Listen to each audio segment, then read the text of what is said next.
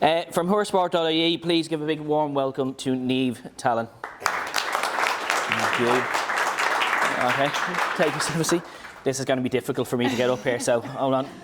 Talks amongst yourselves. No, we're up. We're good to go. There we are.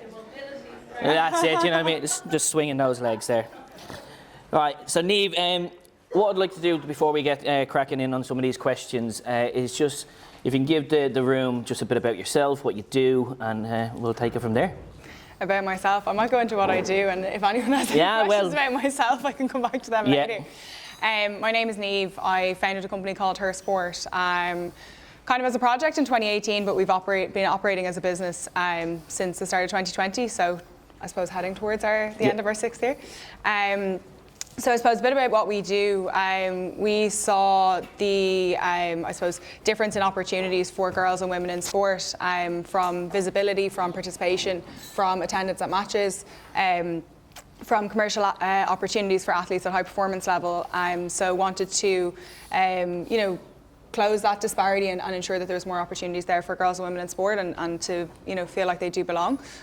So the two kind of key pillars that we have are visibility and education, and I suppose we've been most known for the visibility work that we do. We have a community of over 370,000 people across our social media platforms, and originally when we founded, only 4% of sports media coverage in Ireland was going to girls and women in sport. So we're really proud to have grown the community over the last, I suppose, 7.5 years, and have great ambitions to continue to push that along. And then probably we're a little bit less known for would be the work that we do when it comes to education. So working with schools, with clubs and with businesses, talking about the barriers that girls and women face in sport, really talking about the truth of what the landscape is, and equipping, whether it's the kids and teens themselves, whether it's parents, coaches, teachers, any of the decision makers in sport, with the tools to overcome some of those barriers. So we have systems and structures that have been set up for a very long time that will influence and impact, I suppose, what the opportunities might be, and sometimes it is having a bit of a look at that and maybe re-evaluating it to ensure that it is the right opportunities and the right system for girls and women to be involved. Amazing, love that. So, well, that leads quite nicely into the first question. Like, what do you feel is that biggest barrier that's like still holding girls back? Yeah, I think for us, like, we get asked that kind of question a lot, like what is the biggest barrier, what is the kind of one thing that we would focus on, and I don't think it is as simple as that. There's a lot of pieces to the puzzle, and as mentioned, for us, like, visibility and role modelling is hugely important, for young girls and for women to feel like they belong in sport. And one of the big barriers that teenage girls is that they feel they don't belong in sport. So that visibility and role modelling is really important. In terms of like a knock-on effect from a high performance perspective, that can have commercial implications for the opportunities that high performance athletes can have.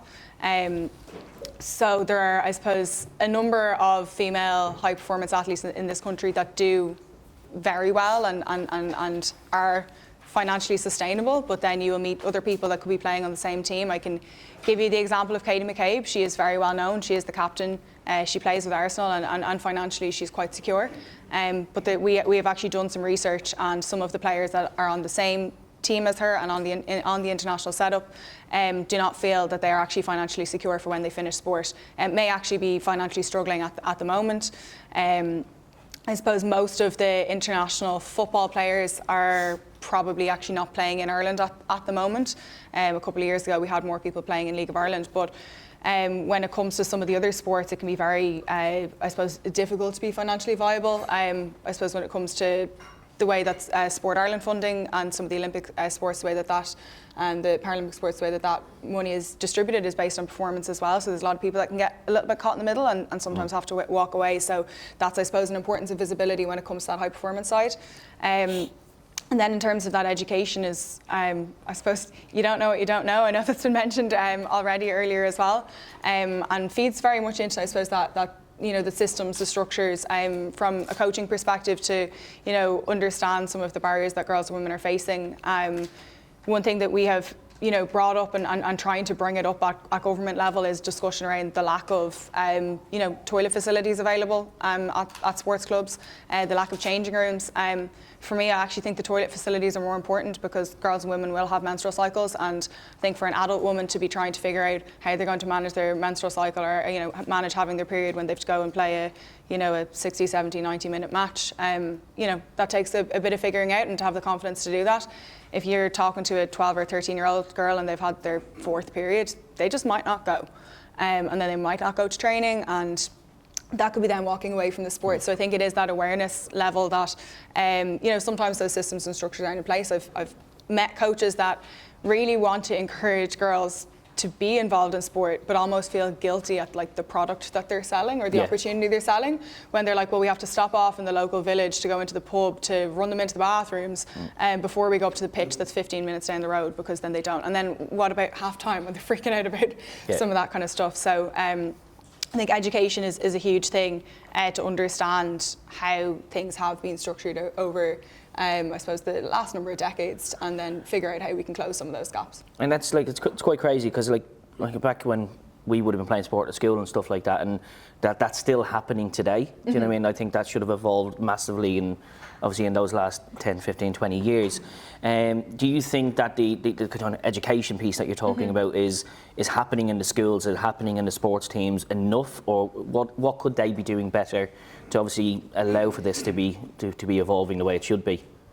Yeah, I think if you're looking at schools specifically, I know there's a course curriculum that has to be followed, and I've spoken to PE teachers that say, some of the measurements that they're supposed to be grading, that there's other ways to do it, and I know fun has been mentioned a couple of times, and I think that's really important at all levels. So ensuring that it is fun at school, it is fun in a sports club.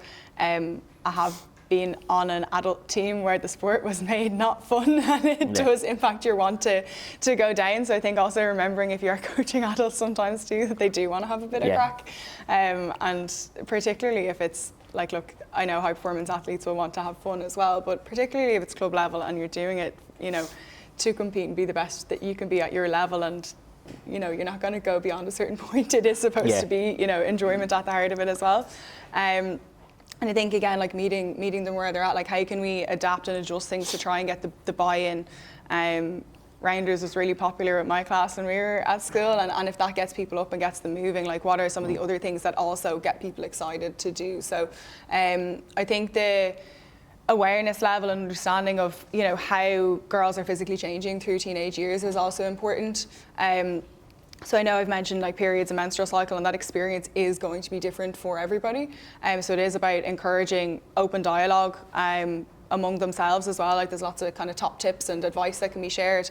What kind of support and advice can you give? So I suppose the period products have actually adjusted and evolved over the last few years, which is great. So there are things like period pants and period shorts, which I actually think can be brilliant for adults as well, but for young teens as well. If they don't know, if their menstrual cycle isn't regular and they don't know when their period is coming, well, just wear the period shorts that look like regular shorts, and if that adds that layer of confidence, for somebody to encourage them to come down, is great. But also an awareness level, I suppose, around body hair and that as well. It's obviously something that is quite normal for boys and men, but girls can be very self-conscious about it, and we do know that like lots of girls and women will not go to a training session or won't go to the gym if they haven't shaved their legs or if they haven't shaved under their arms, and to hear that will stop somebody from going, I think is really sad, essentially.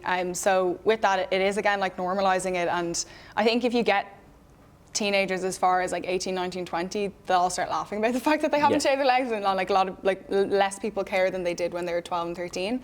But when it's this new thing that they're starting to see it and people are starting to talk about, like it's we try and talk about the fact that Gillette basically wanted to make more money because they wanted to open up products to 100% of the population and not just 50% of the population with men shaving. So we try and, I suppose, make light of it and talk about the fact that it's a normal and natural thing. So that there, some of the things is just to be aware of, how teenage girls can be feeling and meet them at that level, and opening the dialogue and encouraging the conversation is important. Excellent. And then you spoke about, like, obviously Kate McCabe and role models and stuff like that. Yeah. And obviously there's plenty of role models in various different sports across, obviously the male and the female sports. But do we think also with the media and the coaching and the kind of leadership they're bringing to the forefront, are they doing what they should be doing? Are they doing enough to obviously talk about these kind of changes and things that should be happening for obviously young girls coming through and wanting to do various different sports? Yeah, I think role modelling for me, like, while we cover a lot of high performance athletes on our channels, like, that's, I suppose, the social media and digital side of what we do. Role models in schools, role models as coaches, I think is really important. Visibility of senior athletes in the club. I was, I suppose, really lucky actually to have 3 female coaches when I was swimming, and I think I completely took that for granted and thought that that was normal. And then you go and you look at other sports and there is a lot less female athletes in some particular sports more than others. So I think showing that women belong in the sport and showing that there is a role model that you can go on, and, like, I was involved in rowing then more recently, and there was a woman that was coaching us, and in, I suppose, kind of her mid-50s, 6 kids, working, like, managing to balance it all, and then a serious athlete while coaching us on top of it. Like, that made us, as people in our mid-20s, 30s, 40s, be like, I want to be that person when I grow up. So I think we can't underestimate the power of role models, like, in a real life day-to-day situation as well. It's obviously great to have somebody like Katie McCabe or Katie Taylor or Ellen Keane or whoever it might be. They can sometimes seem a little bit untouchable, but what about the people that you can stand in front of and have a conversation with and share that advice? And we'd very much promote the opportunity of having, like, senior teams come in and support with the younger age groups as well, and also kind of breaking down that gap. Something in the boat club that I was involved in, one of the girls was very hesitant about moving up, so at kind of 18 in leaving cert would have had to step up to the adult women's group, and would have felt that everybody already knew each other, and some of the women were kind of 30, 35, 40, and I'm so much younger, and how am I going to fit in? And it's me and one other person that's 18 is going to move up to this age group. Thankfully did go for it, and then found once that she was in the group that everyone was really nice and it wasn't cliquey, and that everyone just, like, looked after her and took her under her wing. And that was something then that when I was in the squad with her, we made sure to break down the barriers between our senior adult group and the juniors that do look up to you and are walking around and are in the same changing rooms, and they're kind of a little bit shy. So questions as simple as, like, how's the study for the junior cert going? Or what do you do? What work experience are you doing now that you're in transition year? Can really close those gaps depending on the sport. And when you're looking for them to, like, if you want to see the longevity of sport and the opportunity, like, as I said, like, we had women in their 50s, 60s, and actually as far as 70s involved in the club. You need to start kind of closing those gaps and having, like, building those relationships. So whether it is the, conversation in the changing rooms, or, we would have had kind of a bar area as well where people would have, hung out and had lunch, like, having those conversations, or saying, I'll come down and do, like, a training session with you, or do you want to jump in a boat or whatever. And I know this is all in, like, that context, but that can be done in football, that can be done in camogie. And it is like, how can you, I suppose, sprinkle those opportunities around to have that kind of real life role model there to encourage, and like, everyone's just kind of people at the end of the day. It's and I suppose it's that attainable person in front of you, rather than it be, as you said, that celebrity or that big person that's out there, that the teachers, your parents, all those type of people that are around you, the sports people that are in your clubs and stuff like that. And I think maybe from a female perspective as well, it is also thinking about, we do still have a bit more of a traditional balance of, responsibility in the home when it comes to caregiving and having kids and everything as well. So, when we would have seen that woman who has 6 kids, 2 grandkids, has a job and whatever, and is managing it all, like, we would say, well, like, I'm going to be able to do that. And we actually, like, when we're in the schools, we would get the kids to put up their hands at, like, the different ages they think that they would be involved in sports. So we would say, do you think you'll still continue doing sport with you when you're doing your junior cert, if you're doing leaving cert, if you go working, if you go to 3rd level? And then we would say, if you have a family. And we watch as the hands go up and down. In different rooms you do get different responses, but a lot of the times they feel that if they have a family, that they won't have the opportunity or the time to be involved in sport.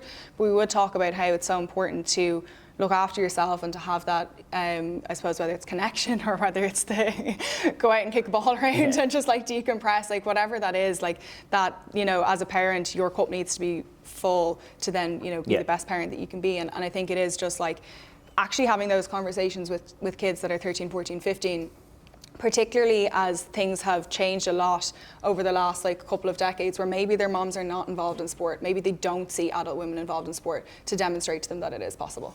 Yeah, and what would be interesting here is like when you're doing those kind of hands up sessions and they're at that age, 12, 13, 14, at what stages is it later on when they're having families that the hands are going down, or is it at the times where it might be more stressful that they say, oh, I can't do sport? Is that where that's going, or is it, and then it just stops? There is a mix. One of the things that we actually find is exam time is something that they're a bit daunted by, and it is trying to, you know, showcase that there is a correlation between academic performance and being involved in sport. That you can continue to stare at the books, but sometimes there's a point where it's just like not going to go in anymore. I used to spend a lot of time painting my nails when I was in sixth year.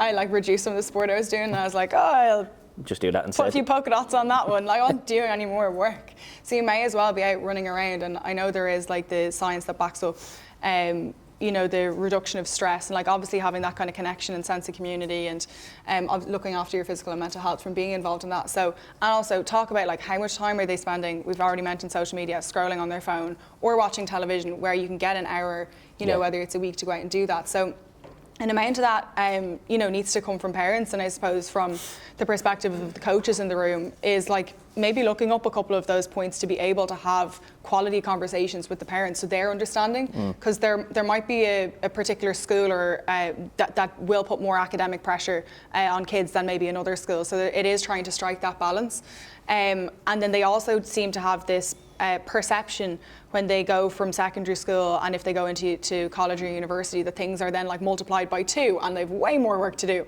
When you actually meet people that have gone to third level, they tend to say that like 5th and 6th year they had the most stuff they ever had to do in their life done. So it is about explaining that they will have the time, they will have the opportunity. Also, like if they do go to third level, like some of the universities have 40 and 50 sports clubs, and maybe they don't want to continue playing Gaelic football, and they decide, I actually want to try trampolining or badminton, and there's so much opportunity there at a subsidised rate as well to like encourage people to try something new at that point as well. So it can be the different perceptions, I suppose, at what a life stage is, and like the feeling that they won't have the, I suppose, capacity to continue to do it if they want to perform in other things as well. So it is just like breaking it down and having a conversation about it. Yeah, no, brilliant.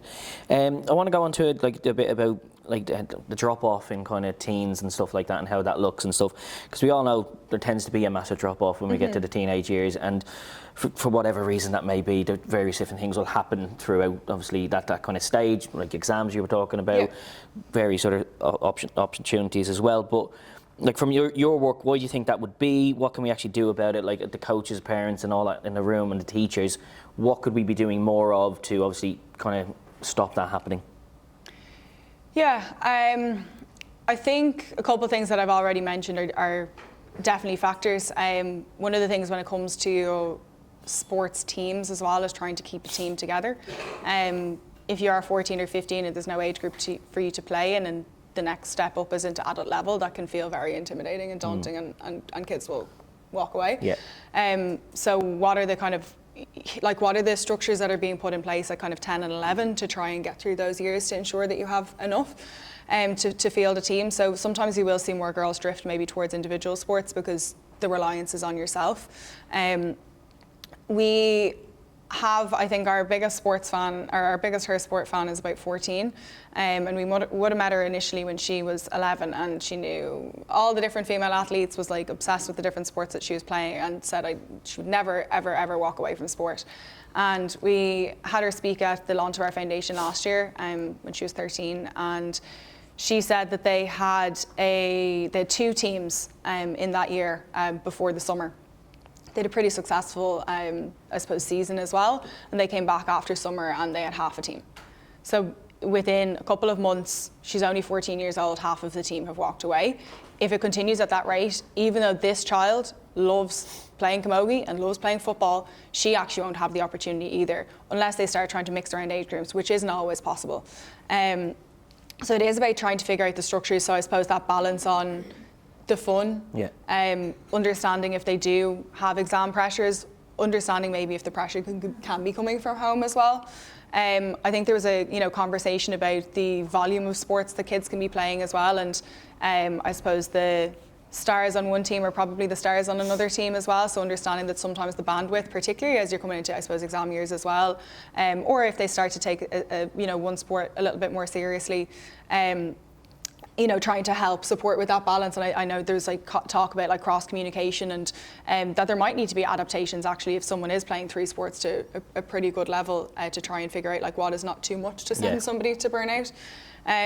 If somebody wants to, or feels they need to take a bit of a step back at a certain point, so it could be mocks, it could be the actual exams, it could be the practical exams and stuff that they have as going on as well. Keeping that dialogue, I think, open is really good as well with the kids and with the parents too. To not feel like just because you've missed 3 or 4 weeks that it's the end of the world, or even a year or 2 years. Like try and make it feel like there is that open door policy. I would have been sick in kind of 6th year on and off and felt I had to kind of prioritise my exams and would have thought my swimming career was over. It's to not catastrophize some of the things and to try and, again, like if somebody can't commit at a certain level, not make them feel guilty and not have the team kind of push them out. Like, are there other things that they could get involved in doing, like back to injury as well? Could they get involved as like an assistant coach, or maybe support with like creating content and be like a club PRO? Like, what are the other ways that they can get involved in the club that keeps them involved in the sport? So, I suppose the other thing, back to what I mentioned earlier, is that systems and structures. I think we can't underestimate the culture that is created at that level. In terms of women's sport, like we've made progress at high performance level, and there's certainly areas that need to be improved. But the thing for me is like where most of the participants in sport are is at grassroots level. Some clubs are brilliant and they're really very open when it comes to supporting girls and women.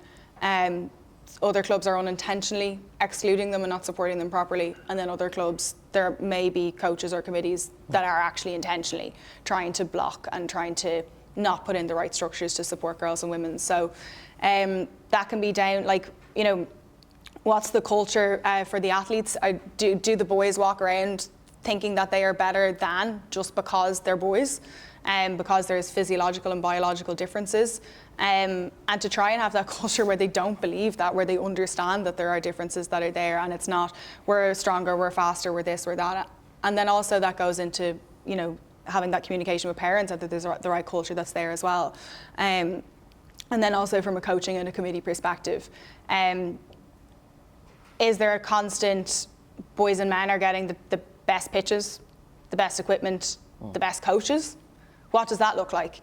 And I have heard the argument of, well, we've twice as many boys than we do girls, or we've twice as many men as we do women. But you're not actually making it an attractive opportunity to recruit and to have girls and women involved. So if we constantly feel like we're not getting the equipment, or we're not getting the coaching, or not being taken seriously to be involved, or there's this kind of undertone all the time that boys and men are better, that will contribute, and it will continue to be a cycle. So it is really, I suppose, understanding, historically, like where we've come from, where women's place in society is, what the opportunities for girls and women in sport have been over the last, 10 to 50 years, and then really looking at it and understanding, some of the small, fixes that can be done. So, there's a couple of clubs in Dublin of the same sport that don't have very many pictures of girls and women around the club. So one of the clubs, if you won a national championship, you can put your picture on the wall. So the team will get their picture on the wall. But women weren't allowed into the club until 1993. Wow. So in relation to the pictures on the wall, if the men have been doing the sport for 80 or 100 years longer, obviously there's going to be more pictures of men. There's a club in the same sport across the way that has, their club is older, and they have loads of pictures, of black and white pictures of all these men that accomplish different things at different times. But it hasn't really modernised, and it makes, there might be about 5 pictures of, honestly, there could be 100 pictures that are women. So they don't feel like they fit in, and they kind of feel like you've come into a club that is for the men. So what are the things that can be done? So can posters be put up in changing rooms? Can some of those pictures actually just be taken down and like let's just like readjust and make sure that the girls in the club and the women in the club also feel like they belong. And then another thing I suppose is in relation, you know, to coaching and to supporting female coaches. It comes at a couple of levels. Coaches supporting coaches is really important. And, you know, identifying and understanding if there are actually less women maybe in the coaching setup, and understanding, you know, if they need support and what that looks like, to make sure that nobody's undermining them. If, you know, in a lot of sports, like, coaches are volunteers. So if you want people to come back down, they need to feel like they're getting the respect, they're getting the support, and that does need to come from a peer level. I saw something a couple of years ago, and it would have been unintentional, but we had two coaches. We had a male coach who would have gone to the Olympics and has coached people to a high level, and we had a female coach who was involved in the sport from a child, and was the woman that's 50 something and has the 6 kids, and she was still coaching us. So interestingly, she very much like had the emotional intelligence to understand where the group was at when 8 people are injured. She's saying, I think we need to maybe readjust the program and everything. We've a couple of challenges and problems here. So they worked quite well as a unit based on, I suppose, the different skills that they brought. But one weekend, the male coach was unavailable, and a coach that we used to have stepped in, and he'd had been involved before. Again, real grafter, work as hard as you can, just keep adding. Anyway, okay, let ye all judge that. But anyway, he was in as the visiting coach. So yeah, sure, he used to coach a couple of us before. He also didn't know a couple of the other athletes in the squad. He should have, in my opinion, acted as her number 2 that day.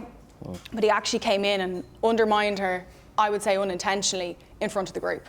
So that instantly, you know, queries kind of our confidence in her, and why is he saying this and that. And I think there does need to be an awareness level of, sure, maybe he does have more experience in coaching than she does at this level, or whatever it might be. But she works with us every single day, every single week. He just came in for one session. So if he thinks that there's an adjustment or advice that he can share, he should be then having a separate side conversation and ensuring that nobody else is undermining her or her ability, and that he hasn't, I suppose, done something that could be then, you know, detrimental in the kind of confidence that, you know, we may have in her as a coach, but equally as the perception that other people and other coaches and then parents, etc., have in that person as a coach. It's a simple example, but it can happen kind of on an ongoing basis. It also happens with parents. When parents can maybe have played football, like you know, let's say a man has played football till he was 15 and hasn't kicked a ball since. And maybe there's someone like a woman that's played League of Ireland, and just because the man watches football or played till 15 might think that they know more, even though this person has gone to a certain level. So it is ensuring that, you know, if parents are behaving in a certain way, that the club actually has a structure to go in and intervene in that, and is supporting and protecting female coaches when they are coming forward. And that can be hard to do at a committee level as well, to get that buy-in and make sure that there is that support. But as I said, a lot of coaches are volunteers. There's a serious lack of them in a lot of sports, which is a problem that we're seeing. So it is about ensuring that there's that kind of mutual respect, cooperation, support, and like feeling of like the overall ambition for a club, not you know, my team over your team, or I'm better than you are. It's all working together towards a kind of overarching objective. Yeah, definitely. Like in the UK where I'm at, like as well, in my son's rugby team, what they've done over the last 2 years has been brilliant, in the sense of the board and committee have been changed in the last couple of years, and what they've done is invited the women coaches and the women to come in and obviously be part of that, because it was pretty much a boys club prior to that, and it was very much, well, yeah, the lads will do this and the lads will do that. And what you're seeing now is in the last 2 years we've had an influx of 3 new teams for the girls to come in and as part of the Valkyrie team. And what it's showcasing is to the other, like my daughter included, who doesn't want to have any involvement in rugby, but is seeing various different things happen and changes happening, which I think is very important. But what I'd kind of like to add is, in the sense of, what do you think is kind of one motivating factor that like these clubs need to do and just kind of nail straight away to kind of, what do you feel that kind of motivating factor would be that they could change straight away and kind of really get it? Yeah, I think like the point that was made earlier is that, sport and exercise and movement is lifelong. So, back to, I suppose, the point, sure, competition is great, and I'm one of those people that is motivated by that.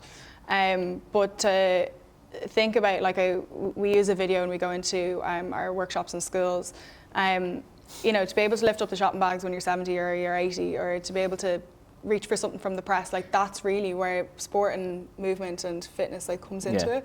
I think it can be what are the kind of core values of a club, and can that be understood, I suppose, by the people that are delivering it? Because sometimes what the club says it stands for versus what one particular coach might stand for could be different things, and trying to get everyone to sing from the same hymn sheet. So I think having that opportunity, and it's great to hear conversations earlier where it is mentioned that there's catering for kind of your social right up to high performance sport. It is trying to I suppose have that in place. I think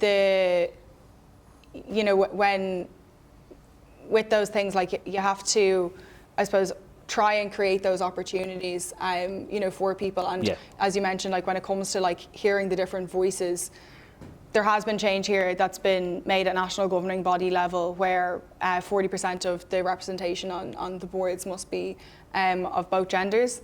To ensure that there are seats at the table for everybody. And that's something that we'd feel quite strongly about actually needs to be at committee level as well, to understand what the experiences are like, to understand maybe what it's like to be a 14-year-old girl or a 55-year-old woman, to feel that you're involved. And for us in Back to the Boat Club, our committee would have felt so far away from us because they're actually not involved in the ground. So they're making decisions about people that they don't know about. So nor are they when people are walking away or girls and women are walking away from a sports club, it is why, and understanding that and being open to kind of changing. So I think the kind of key things for me is the education and trying to build your awareness to try and get more people involved in sport and exercise, and as I said, from that kind of social sport right up to competitive level and everything in between. Brilliant. Right, a few more questions, because I'm sure I'm going to get the 5-minute thing in a second, so it hasn't been popped up just yet. But in regards to we talked about kind of social media and coverage and stuff like that. Obviously the media does change a lot of stuff for us, and from her sports perspective, how important is that coverage, and what's the one thing that could shift the dial, obviously, for female athletes in Ireland and across the world, really, to be honest with you as well? Yeah, so as I said earlier, 4% of sports media coverage in Ireland back in kind of 2018, 2020, I think the statistic was still relevant then, was going to girls and women in sport. The most recent stat is that it was 6%, but we're estimating it's probably around kind of the 10%, 12% now at the moment. So things are moving, and there is more visibility, there are more role models out there, and it's trying to ensure that we try as best possible as we can to show a diverse range of sports and backgrounds as much as possible, because not everybody wants to play football or feels like they relate to football or rugby or athletics, as I mentioned earlier. Badminton, we've covered somebody that did luge. There was one person in the entire country, I think, doing luge. So it is showing that there's so many opportunities out there, and we believe that there is something there for everybody. I suppose also what we try and showcase as well is how you can be involved in sport. We obviously promote physical movement, but you can be involved in the sports community in lots of different shapes and forms. So, coaching is obviously one of them, being involved in a committee. Maybe you are, doing all the social content and stuff. You can, work in sport, whether it's in, Whoop or Garmin, and it's, data analytics, or you can be a female broadcaster. And then the other thing is women as a sports fan, and then women's sports fans. So trying to connect with them and bring people in. So there's so much that can be gained from sport, in terms of that kind of sense of community and connection. And I suppose one thing that I probably should have mentioned, I know it's on the sheet probably, but when it comes to trying to retain girls in sport, we do have to think about the personal and professional development opportunities that are there. And 94% of women in executive managerial positions come from a background in sports. So that is the importance, and I suppose what sport can bring or can offer, for people. So with the visibility, as I said, it is showing that girls and women belong at all levels. And then from a I suppose more high performance level, what we are trying to do is actually support high performance athletes in staying in sport and not feeling like they have to walk away because they can't afford to be in sport to represent their country as well. So the commercial opportunities and creating those for high performance athletes would be important to us as well. Amazing. We have had our 5-minute board go up there, so I'll give you one last question from myself, and then I'll pop it out to the floor to get a few questions in there as well. What's the future vision? So paint us that picture. Like, what does women's sport in Ireland look like in the next 5 to 10 years? What is possible? I think for me, like, we still have quite a ways to go. Unfortunately, we still get a lot of messages talking about, you know, junior boys teams being prioritised over, you know, senior competitive women's teams, and when it comes to pitch access or equipment or gym access and that. So I think while there has been progress made at high performance level, and as I said, still work to be done, I think we really do need to look at sport from a grassroots, you know, perspective. When myself and Stephen were speaking a couple months ago as well, it is about like what sport can offer you, you know, for life. Yeah. We are talking about that kind of movement, and you know, I would see sport and exercise as a, you know, preventative measure for the HSE, etc. But we don't seem to put enough kind of emphasis on that. So it is, you know, that's some of the things that we're trying to push. Like, we are trying to push those conversations at government level. You know, I've asked somebody, why are we not prioritising that more? Back to kind of the stats that were mentioned about Australia earlier, I believe that the most recent statistics are that 11% of teenage girls are meeting the recommended physical activity levels, and 18% of boys. So that's lower than Australia. So we, you know, one of the things that I have, I suppose, posed questions to is when it looks at the PE side of things, we're saying, oh, we're doing a great job because most kids are participating in PE. But then when we actually grade them from, you know, beyond PE and outside of school, they're not getting that physical activity. So I think we do need to be joining those dots and, you know, kind of push that a bit more for a, you know, healthier future for girls, women, and obviously boys and men as well. So we're doing a lot across all levels. It is the systems and structures. It is working with the clubs, the schools, with government, and then trying to support high performance athletes as well. Like if we could see more investment across the levels, like I think back to the, you know, raising all of the ships as well. I think we'll, like, it actually doesn't take that much at high performance level, I think, to be successful. If we can put that investment in, like a comparison, an easy comparison is like the Irish women's rugby team were very successful in 2013, 2014. England and France made the moves to invest in their women's programs, and England are pretty unbeatable at the moment. But we were winning, you know, just over 10 years ago. So I think it does show that when it comes to trying to compete in the international stage, and honestly at all levels, like, we do need to be investing kind of the funds and stuff into it as well. So for those that didn't know, Ireland are playing France in the quarterfinals for the World Cup tomorrow, 1 o'clock I believe, so be sure to tune in. I'll have to check it out. Yeah. No, definitely. Okay, brilliant. Thank you obviously for all that, and really sounds like obviously Horsport.ie are doing an awful lot to really showcase this and make it move forward, which is brilliant.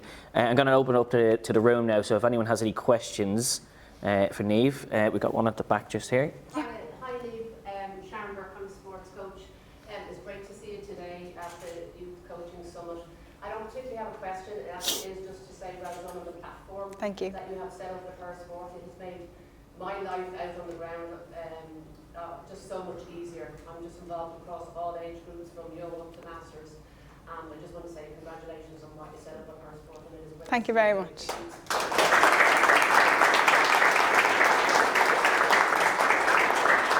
Anyone else got a question at the back? You just mentioned that there's a correlation between involvement in sports and educational attainment. So I'm just wondering, what is our best way as coaches and teachers to get that message across to parents? Because I see it as a coach and also as a teacher that some girls in particular would, you know, leaving cert year, stop and say, well, I'm quitting basketball this year, or I'm quitting soccer, or I'm quitting Gaelic to, you know, to concentrate on my studies this year. But how can we get that message across to them that actually that's a positive thing? There is research there, so I guess, you know, cold hard facts definitely should be able to, you know, convince a couple of them, and particularly I'd be using that when it comes to parents.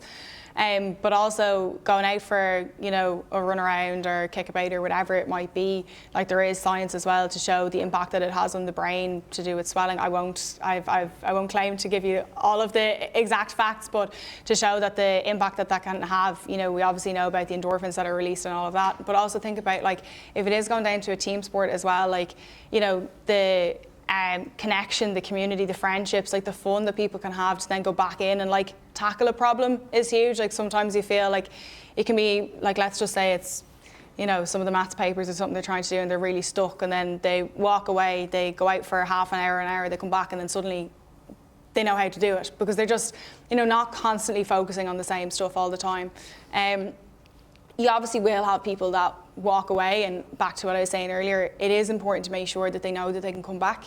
And if that's coming back to you and the sport that you're in, amazing. And making sure that they feel like they, like, if it is like reducing down training sessions or whatever, and you know that can be really difficult when, you know, one person is having one set of rules and maybe someone else is in fifth year and they're like, well, you expect me to be here 6 days a week and that person only has to be here 2. That's a bit of its own management, but it is trying to keep people involved. And then if they do, you know, walk away at some point, like, there is that opportunity to come back, you know, after a year or 2 years. Or if it is directing them, maybe they just don't love that sport anymore, and that does happen. Like, the 2 sports that I came from were swimming and rowing, and the intensity level of them, like, they're pretty high. And I think I gave 5 or 6 years to each, and at a point you're like, okay, I need a break, and I actually would do something new. So sometimes you can go and give somebody something new to do for a year, and maybe they'll come back around. But I think, you know, selfishly, when we're coaching or when we're part of a group, we want to keep everybody together and we're building towards something, but it doesn't always fit, I suppose, back to that point of that person or that athlete. So it is, again, having that, I suppose, more, you know, bigger picture perspective and saying, look, if I lose them, that's unfortunate for me, and we'll rebuild and go again, but maybe they'll go off and they'll play a different sport and they'll be happy and they'll be involved in sport for a long time. So, the other thing is, like, when it comes to, like, the exams, like, it's one point in their life. You know, it's not make or break really when it boils down to it, and it can feel like that. So whatever, you know, course they might get or job they might go into as well, like, you know, when we talk about the studying for exams, etc., like, if somebody gets 600 points in their Leaving Cert, but if they don't know how to work as a team, they don't know how to be a leader, if they don't know how to communicate, if they don't know how to win and lose, like, they are lifelong skills that people will build. And I would think that they're way more valuable than you got, you know, 25 more points or 50 more points in your academic studies. Like, you will find your way to whatever you're supposed to be doing, but all of those skills are hugely important. People are reading them as well when they're hiring. They want to know what other things have people been involved in. It's all well and good, I suppose, to have those really high, you know, academic results, and it's obviously brilliant to do those things, but what are the other kind of bows you have to your string? So if you have, like, if you're in any sport, like, you're going to lose more than you're ever really going to win. And that's something that just, like, constantly builds up resilience. So I suppose communicating some of those things to the kids, but also to the parents as well, that yes, people, like, employers are looking at those things, but also, like, think about the type of person that you want to have beyond the number it says on a piece of paper that they got in their Leaving Cert. Cool. I've got one more. Sorry, Dorina. Well, firstly, Niamh, congratulations on your success. It's been incredible and you've had a huge impact. I would like just to raise one point, though, that the rhetoric and conversation is always around sport. And semantics matters to a huge amount of people. They don't see themselves in sport. Sport isn't for them. And especially when people go into their teenage years, we see it personal exercise and individual exercise is what people want. It may be because they are studying and they don't have time. We know the health benefits come from 15 minutes. Only 15 minutes has the impact that you will need for what you're talking about in terms of serotonin. So and this is something I work closely with government on as well, is that redressing that conversation, that sport shouldn't be what we're talking about per se. It should be sport and physical activity, because if someone at 14 decides they no longer want to play football, that's absolutely fine. Our number one objective should be keeping people fit, healthy and strong. And whatever that form takes, that's the form it should take.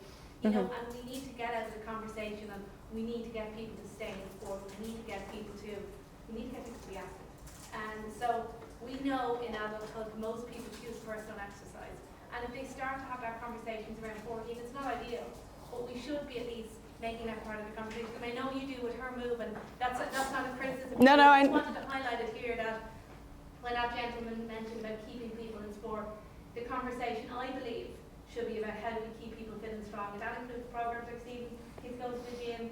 So we need a broader word than sport, I believe, in terms of conversation. Yeah, and Sorry. no, that's okay. Yeah, we obviously came up with a brand name before we started thinking of all that, but we do. No, I know, and I obviously did mention like the exercise and physical activity, and that is the important thing, as I said, when you're an older person, to be able to, you know, lift the bags, get up the stairs, not be worried about falling over and breaking a hip, like all of those things. So whatever shape or form it looks like, obviously run clubs are like, you know, hugely taken off at the moment, and lots of people are not going to, you know, want to run their fastest ever 5K or whatever. They're getting involved for a bit of exercise and socialisation, and that's like hugely important.